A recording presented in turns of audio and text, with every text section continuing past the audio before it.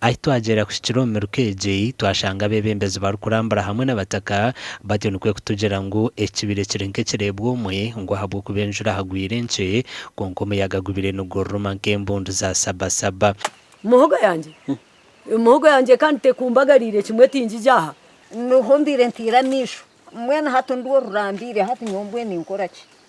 ibicinda akore niki kicuru abatura batugira ngo ekiresero buzubu abandize hahuho umuyaga gongo ku marede cika nka 30 kandi ngo biregwe n'amani mingi gutyo no kwekohoka n'amakagaru kurengo muri gana 30 imvura yiwe n'amani mingi umutumba kitera hansi nazamago yashisha nabo eco bantu bari kumironka mwene muri yecu kandi abantu bingi babireza ruwo n'umbanka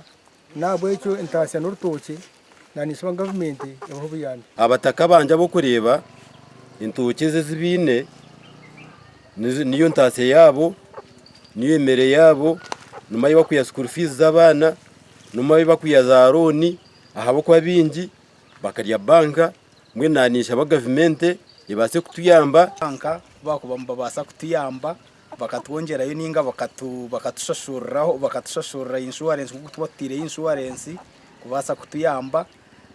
tukabura kwirukanga mu makagito. Chairman w'entebe yakashatahabwe gombora ya Canjenye Misha Kitumwine nagira ngo yakusinduko kushoberwa office ya DC ngo bundu bakagira icyo babahayo batwirukangira abo kuba Canjenye icinyosero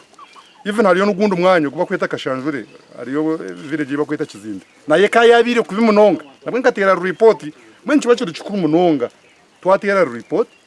twatera nduru kutwirukangira ebyari bisingire yo kuterwa umuyaga kubimunonga na Karyango yabushenye na Shema Diamasa Kashanjure hamwe na Muzera amakuru agagasha kwa Mayiko atwakire.